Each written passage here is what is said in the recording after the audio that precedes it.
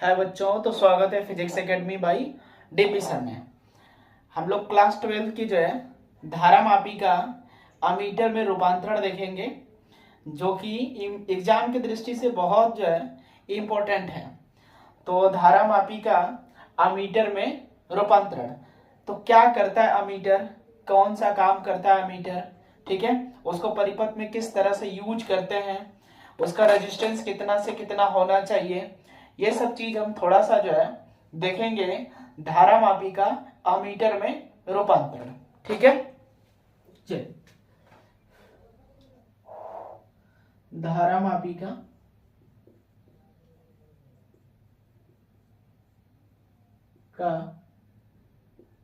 Ammeter में रूपांतरण।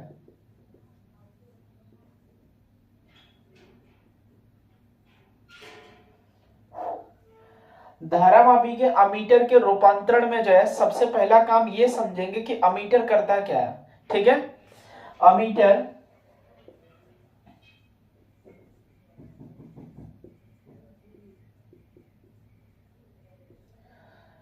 Number एक इसमें पॉइंट है कि अमीटर जो है किसी भी सर्किट में कोई भी परिपथ हो उस परिपथ में धारा को मापता है, मतलब उसके पाठ्यांक को बताता है कि उस सर्किट में उस परिपथ में कितने एम्पियर की धारा प्रवाहित हो रही है। तो पहला इसका काम यह है कि अमीटर धारा परिपथ में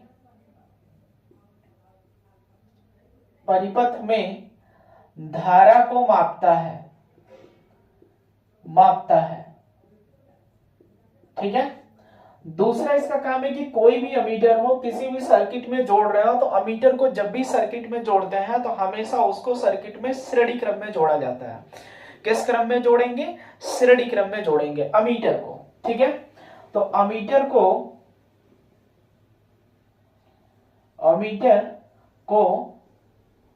परिपथ के श्रेणी क्रम में जोड़ा जाता है।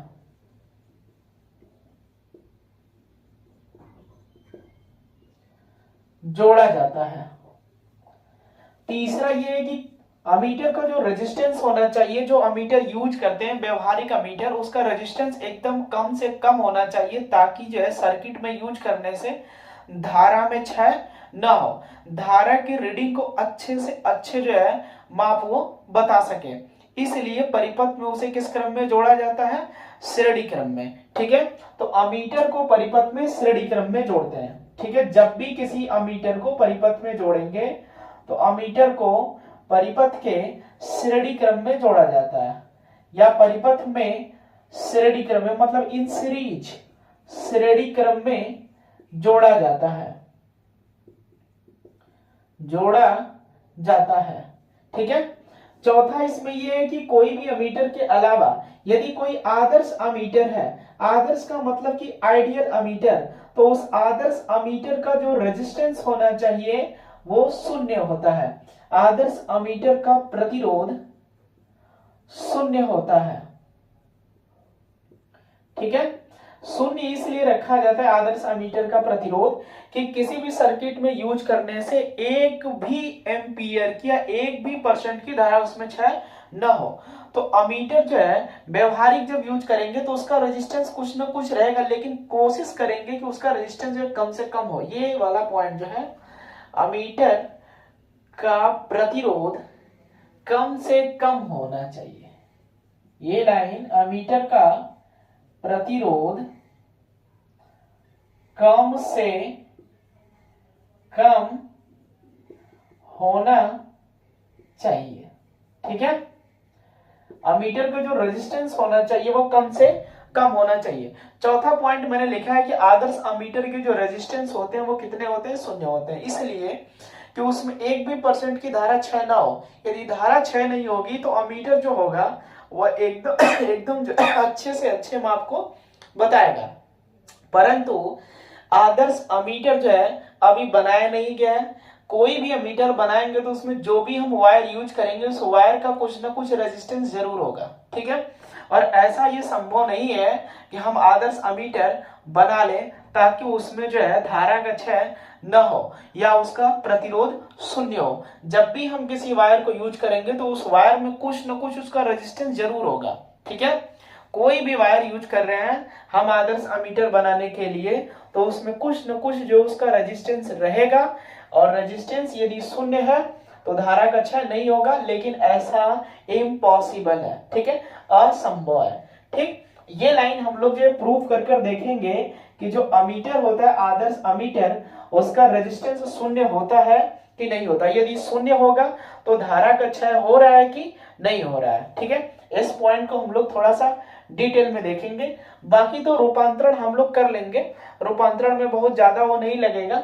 हमें इस लाइन को देखना है, यदि कोई आदर्श अमीटर है तो यदि उसका रेजिस्टेंस 0 है तो धारा का क्षय हो रहा है कि नहीं हो रहा है। इस पॉइंट को जरूर देखेंगे हम लोग। ठीक है, चलिए हम मान लेते हैं कि हमारे पास कोई सर्किट है, कोई भी परिपथ है यहां पर, और इसमें एक हमने रेजिस्टेंस लगाया हुआ है प्रतिरोध R1, यहां पर दूसरा रेजिस्टेंस है हमारा R2, ये एक हमारा सेल विद्युत वाहक बल और ये कुंजी लगा रखे हैं K। ठीक है, इसका विद्युत वाहक बल ये प्लस और माइनस है, R1 R2 प्रतिरोध है। जब इसको ऑन करेंगे तो इसमें धारा प्रवाहित होगी, और धारा कितनी प्रवाहित हो रही है? I। जब I धारा प्रवाहित हो रही है तो उस स्थिति में लिखेंगे अतः परिपथ में प्रवाहित धारा। ठीक है, I बराबर E बटा में R1 प्लस R2, समीकरण नंबर 1 हो गया। अब हम क्या करते हैं कि सर्किट में किसी अमीटर को लगाते हैं, और हम ये जानते हैं कि जब भी किसी सर्किट में अमीटर को जोड़ते हैं हमेशा तो किस क्रम में जोड़ेंगे? उन्हें श्रेणी क्रम में जोड़ेंगे। तो कहीं भी हम अमीटर को जोड़ रखे हैं या तो यहाँ यही जोड़ देते हैं, ये हमारे पास एक अमीटर है जिसका प्रतिरोध हम RA ले लेते हैं, कुछ न कुछ उसका प्रतिरोध होगा। ठीक है, तो लिखेंगे परिपथ में अमीटर जोड़ने के बाद प्रवाहित धारा। ठीक है, जब इसमें जोड़ेंगे तो उस समय I डैश बराबर E बटा में R1 plus R2 plus R into A हो जाएगा। ये भी श्रेणी क्रम में, ये भी श्रेणी क्रम में, ये भी श्रेणी क्रम। तुल्य प्रतिरोध तीनों के योग के क्या होगा? बराबर होगा। इक्वेशन नंबर कितना हो गया? 2। समीकरण 1 और समीकरण 2 को ध्यान से देखेंगे कि पहले धारा I प्रवाहित हो रही थी, बाद में धारा I डैश प्रवाहित होने लगी। तो पहले प्रतिरोध R1 और R2 था, अब प्रतिरोध R1 R2 प्लस RA हो गया। तो कुछ न कुछ धारा में चेंजिंग आई है। धारा में चेंजिंग का मतलब कि पहले प्रतिरोध कम, अब प्रतिरोध बढ़ गया, तो धारा का मान घट गया होगा। कितना धारा घटा है, इसमें त्रुटि कितनी हुई है, इस धारा में त्रुटि को हम निकालेंगे कि कितनी त्रुटि हमें मिल रही है।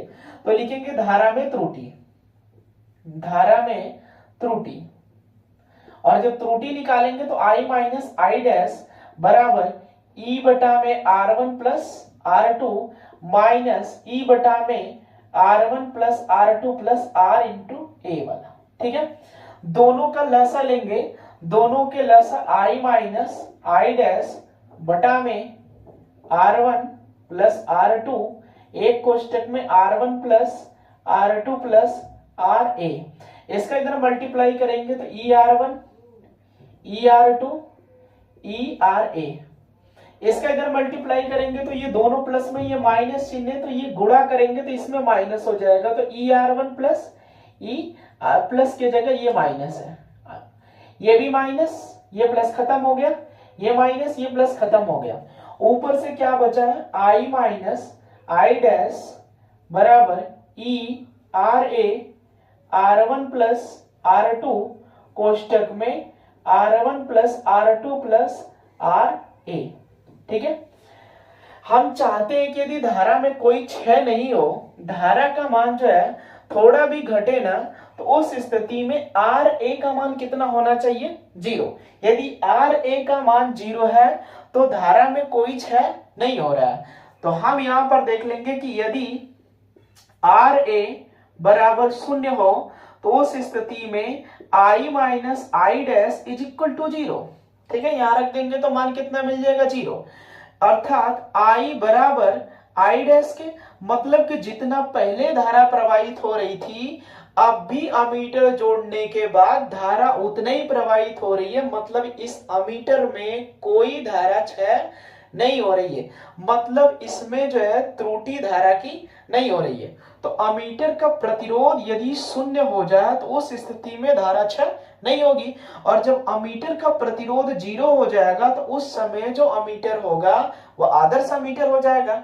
क्योंकि ऐसा कभी जो है इम्पॉसिबल, मतलब असंभव है कि हम जो है किसी भी अमीटर को बनाए और उसका रेजिस्टेंस शून्य हो गया तो आदर्श अमीटर है, और आदर्श अमीटर बनाया नहीं गया है। मतलब कि यदि जो है धारा का हम चाहते हैं कि क्षय न हो तो उस स्थिति में उसका अमीटर का रेजिस्टेंस 0 रखेंगे, परंतु अमीटर का रेजिस्टेंस शून्य नहीं होता है, इसलिए उस रेजिस्टेंस को कम से कम रखते हैं ताकि जो है परिपथ में धारा का क्षय भी बहुत कम हो। ठीक है, बहुत थोड़ा बहुत का अंतर है, बहुत ज्यादा का अंतर न आए, इसलिए इसके प्रतिरोध को कम रखने के लिए जब धारा मापी का रूपांतरण करेंगे तो उस धारा मापी में जो भी हम संट यूज करेंगे उस संट को किस क्रम में कर देंगे, समांतर क्रम में। और जब संट को समांतर क्रम में जोड़ देंगे तो इस पूरे का रेजिस्टेंस जो होगा वो कम हो जाएगा, मिनिमाइज हो जाएगा। और जब रेजिस्टेंस कम हो जाएगा तो उस स्थिति में हम जो है इस धारा मापी को किस में चेंज कर रखे हैं, अमीटर में। मतलब ये अमीटर हमारा बनकर तैयार हो गया है। ठीक है, तो यहां से हमने ये देख लिया कि जो आदर्श अमीटर होता है उसका रेजिस्टेंस शून्य होता है, और जब रेजिस्टेंस शून्य होगा तो धारा में कोई क्षय नहीं होगा, अमीटर लगाने पर भी धारा में कोई क्षय नहीं होगा। परंतु यदि जब भी सर्किट में हम जो है अमीटर को यूज करते हैं, प्रयोग करते हैं, तो उसमें कुछ न कुछ धारा का क्षय होता है। ठीक है, चलिए अब हम लोग धारा मापी को किस में परिवर्तित कर लेते हैं, अमीटर में, उसको सिद्ध कर लेते हैं हम।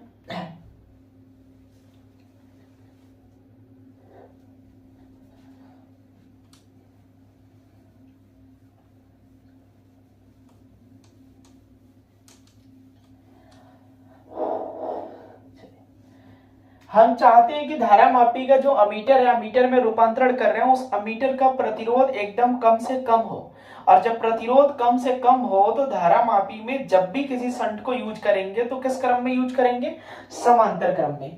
तो हमारे पास एक धारा मापी है जी, इसमें मैंने किसी संट को लगा दिया, संट का प्रतिरोध हम मान लेते हैं कि ये यस है, और धारा मापी का प्रतिरोध कैपिटल जी है। इसमें कोई धारा प्रवाहित हो रही है, वो धारा आई है, लेकिन जब धारा मापी में धारा जाएगी तो ये धारा IG जाएगी, और जो इधर धारा है वो I माइनस IG जाएगी।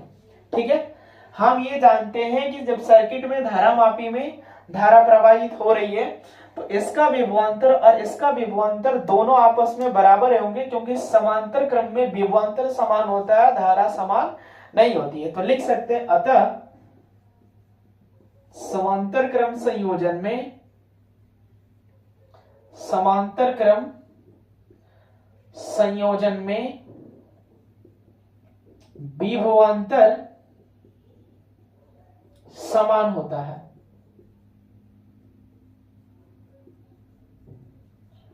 ठीक है, मतलब कि VG बराबर VS, धारा मापी के सिरों का विभवांतर संट के सिरों के विभवांतर के बराबर है। VG बराबर लिख सकते हैं IG इंटू कैपिटल G, क्योंकि हम जानते हैं V बराबर सूत्र होता है I इंटू R, तो VG है तो यहाँ IG होगा, यहाँ कितना होगा, इसका रेजिस्टेंस G है तो G रखेंगे।